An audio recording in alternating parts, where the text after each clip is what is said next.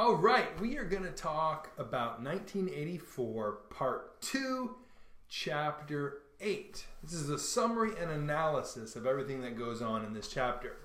So this is actually a big chapter for Winston, right? He and Julia have showed up in O'Brien's apartment, and this is a big deal. This is like a dream come true for him. There's some first impressions that Winston notices. Aside from he has this fear, of course, he's taking a big risk, and he has this recognition that, he could be confronted and arrested anytime along the way by the patrols or the thought police. But we get a good insight of how well the inner party actually lives, right? Everything is clean. Everything is richly decorated. He smells good food. He smells like high quality tobacco. The elevators work. O'Brien has a servant, and there is this thick, luxurious carpet, and it just blows Winston's mind. Basically, it's the opposite end of the spectrum, right, of everything that the outer party experiences. So when they're let in by the servant, O'Brien is working at his speak right. He finishes up what he's doing, and then he comes over to Winston and Julia, and Winston has this kind of moment of embarrassment, right, because he realizes he actually doesn't have any proof that O'Brien is a traitor, except for his dream, where he heard O'Brien talk to him, and a look that he got from O'Brien, and then, of course, the invitation to come get the Newspeak dictionary. But O'Brien really could be on the up and up. He doesn't really know. It's just a feeling. It might all be a mistake. Now, on his way over to see them, O'Brien turns off the telescreen, which freaks Winston out, blows his mind, because no one in the outer party can do this, right? It runs 24 hours a day, 7 days a week. But O'Brien says that the inner party has this privilege, and then asks Winston, well, who's going to say it first, right? It's the elephant in the room. Why are they actually meeting? So Winston asks if the telescreen is really off, and then tells O'Brien that they believe there's a movement against the party and they want to join it, right? He tells O'Brien that they're thought criminals and are also committing adultery together, and what they're really doing is they're throwing themselves at his mercy. In other words, Winston is gambling it all that his hunch about O'Brien is right. Now, right then is when the servant comes in with a tray of drinks, and O'Brien tells Winston and Julia, Martin is one of us, meaning at this point that he's against the party as well. So O'Brien has Martin put the drinks on the table and ask him to join them, telling Martin that he can stop being a servant for 10 minutes. Like there's something more going on here, right?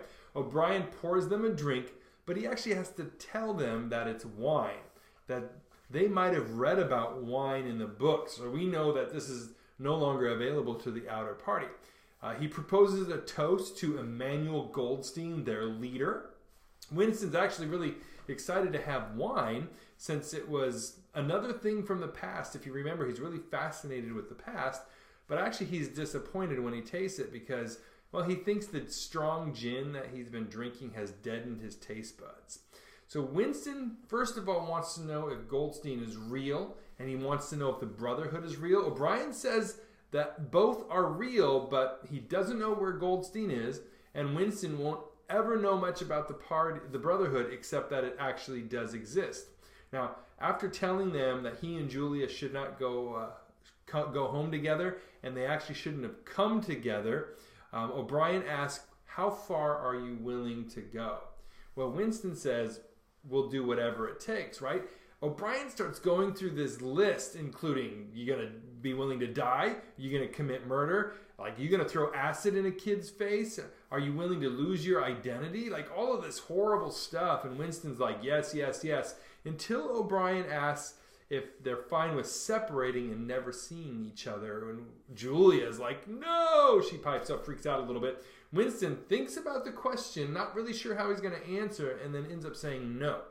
So O'Brien says to them, I'm glad to know that, but then he tells Julia that they might have to completely change either of their looks if they need to, even like cutting off a leg or something.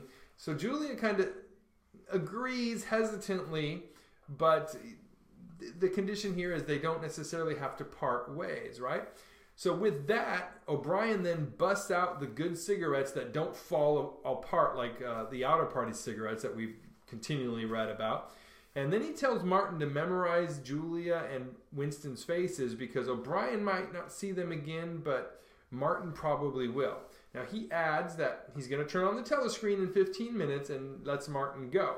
So when it's just the three of them, O'Brien goes into detail about how little they actually will know about the Brotherhood. They're going to get the book. And when they read it, they become members of the Brotherhood. But other than knowing the basic beliefs and sometimes getting orders, they're not going to know squat, right? They might know a couple of contacts, but even those that they might know will change over time because those people will probably disappear. But the idea is that they're not going to be able to betray very many people because they're going to get caught and they are not going to know who all is in the Brotherhood to give them away. You know, it is a given that they're going to get caught and it's a given that they're going to confess. You know, Winston is just like in total awe of how confident O'Brien talks about this inevitable future. Not only that they're not going to see it happen, but the party will be broken at some point beyond their lifetimes, but that they are going to end up being killed. So O'Brien goes on for like another whole page about how in the shadows the Brotherhood actually is. You know, members won't ever recognize each other. There's no role. There's no list of members. They don't act together doing something. There's no help. There's no rescue when they're caught even, except maybe a razor blade could get snuck to you to commit suicide. But basically, all they're really holding on to is an ideal that someday the party will be over. But as for themselves, they're basically already dead. So after his speech, O'Brien wants them to polish off the wine and asks for another toast. Winston, he decides he wants to drink to the past, right? He's obsessed with the past. So after the toast and drink, O'Brien gives Julia a tablet to get rid of the smell of wine on her breath, and then she leaves. O'Brien then makes some arrangements with Winston about how to get the book. Winston tells him about this room above Charrington's shop, tells him, you know, basically everything, where they meet and the secrets they have. O'Brien tells them to change their hiding place frequently, but this is what's going to happen. Winston at work is going to get a misprinted word, and that tells him that the next day he should leave his briefcase at home, and on the streets, someone's going to hand him a briefcase, and the book will be in it. But he has only 14 days to read the book before he has to return it. So O'Brien wraps up this little plan, telling them that they're going to meet again if they meet again, and Winston adds the line from his dream, in the place where there is no darkness, right? As though O'Brien would know what he might be talking about, but O'Brien kind of plays it off. He doesn't react except to agree with Winston. Before Winston leaves, O'Brien allows him to ask any more questions he might want to ask. What Winston asks about is the rhyme about the church bells. He's been going over this church bell rhyme through a lot of the book. And if O'Brien knows the end, and to Winston's surprise, O'Brien actually finishes the poem. After this, O'Brien gives Winston a tablet as well to get rid of the wine smell, and Winston leaves. O'Brien waits by the telescreen because he's going to turn it back on when Winston leaves and goes out the door. So, what are we to get out of this chapter as we are almost done with book 2 or part 2 of the novel? Well, for one, we're really looking at a lot of plot progression here, right? We've seen the signs of something like this meeting developing from the beginning of the novel, right? Winston's been struggling with the oppressive control of the party kind of in every aspect of life. He started out with thought crime, hating the party, wanting to see its destruction. He then has acted out in some ways, right? He's rebelling against their control. He misses meetings and community gatherings. He bought paper and a pen and started this journal. He's gone to Charrington's shop repeatedly and bought stuff. He's tried to dig up the past by talking to proles, being in areas of the town that he's not supposed to be in. He started this relationship with Julia, and they rented a secret hideout. He's talking with her about hating the party and how to overthrow the party. And we've also seen from the beginning that he has this fixation on O'Brien and feeling that O'Brien is more than he has seemed. And So they're meeting in the hallway, and O'Brien's invitation to the apartment was kind of the next step.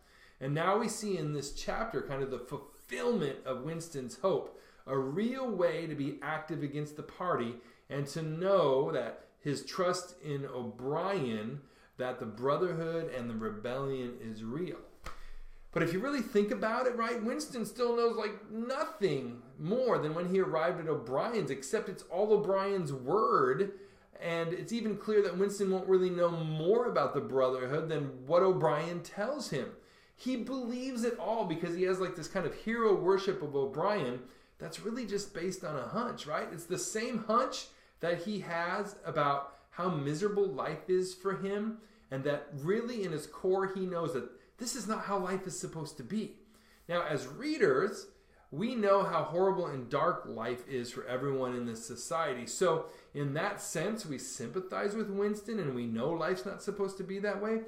But this suspicion and hope that the party can't keep its control is what helps Winston to just blindly trust O'Brien's word. But being a part of the rebellion is pretty dark and hopeless as well. Winston will never know that he or the rebellion, the brotherhood, accomplishes anything. He's going to be dead. Really, all he has to hope in is the hope inside of him, in his own brain, that things might be different someday. That's it. So this chapter also serves to give a more stark contrast between the classes. You know, this is Orwell's criticism of communism. That the communist notion that everyone shares everything is a lie. That an elite few are going to become a totalitarian regime because they want to protect their own interests and wealth and their own privilege, and to do so they're going to end up oppressing the rest of the population to hold on to their power.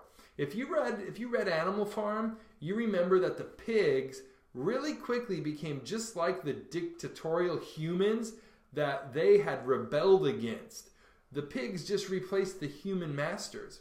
What was described in Animal Farm is actually exactly what happened in Oceania. The inner party has everything nice that is denied to the outer party and has complete control over the outer party, who never has enough of anything, and they lead a miserable existence. So there are only 2 more chapters in part 2. So if you remember the major shift in the plot between book 1 and book 2, then we can expect another significant shift as we head toward the conclusion of the book. I hope this helps you with part 2, chapter 8. If you have any questions, just share them down below and I'll get back to you as soon as I can. Have a good one.